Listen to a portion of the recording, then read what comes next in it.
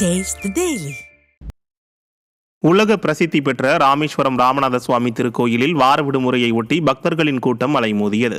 தமிழகம் மட்டுமின்றி வட மாநிலங்களிலிருந்தும் பக்தர்கள் குவிந்த நிலையில் ஐயப்ப பக்தர்களின் வருகையும் அதிகமாக காணப்பட்டது. அக்னி தீர்த்த கடலில் புனித நீராடிய பக்தர்கள் கோயிலில் உள்ள 22 புண்ணிய தீர்த்தங்களிலும் நீண்ட வரிசையில் காத்திருந்து நீராடிவிட்டு ராமநாத சுவாமியை வழிபட்டனர். கூட்டம் அதிகரித்த போதும் பாதுகாப்பிற்கு போதிய போலீசார் நியமிக்கப்படவில்லை என மக்கள் குற்றம் சாட்டினர். ஈரோடு அருகே நள்ளிரவில் அதிவேகமாக சென்ற கார் சாலை ஓர வீட்டிற்குள் புகுந்து விபத்துக்குள்ளான சம்பவம் பரபரப்பை ஏற்படுத்தியுள்ளது. மதுபோதையில் இருந்த சக்தி நகர் பகுதியைச் சேர்ந்த இளைஞர் வருண் காரை அதிவேகமாக ஓட்டி சென்றபோது கட்டுப்பாட்டை இழந்த கார் சாலை ஓரம் இருந்த வீட்டிற்குள் புகுந்தது. இதில் செங்கோடம்பாளையம் பகுதியைச் சேர்ந்த சாந்தி என்பவரின் வீட்டின் முன் நிறுத்தப்பட்டிருந்த இருசக்கர வாகனம் சேதமடைந்தன.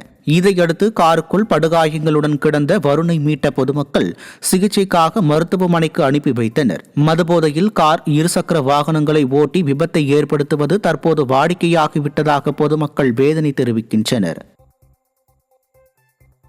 நீலகிரி மாவட்டம் உதகையில் உள்ள ஐயப்பன் கோயிலில் நடைபெற்ற தேரோட்டத்தில் ஏராளமான பக்தர்கள் பங்கேற்று சாமி தரிசனம் செய்தனர். ஐயப்பன் கோயிலில் 70வது தேர் திருவிழா கடந்த மாதம் 16ஆம் தேதி கொடியேற்றத்துடன் தொடங்கியது. தினமும் பல்வேறு பூஜைகள் நடைபெற்று வந்த நிலையில் முக்கிய நிகழ்வான தேரோட்டம் நடைபெற்றது. பல வண்ண மலர்களால் அலங்கரிக்கப்பட்ட தேரில் ஐயப்பன் சிறப்பு அலங்காரத்தில் பக்தர்களுக்கு அருள்பாலித்தார். இதில் ஏராளமான பக்தர்கள் கலந்து கொண்டு சாமி தரிசனம் செய்தனர்.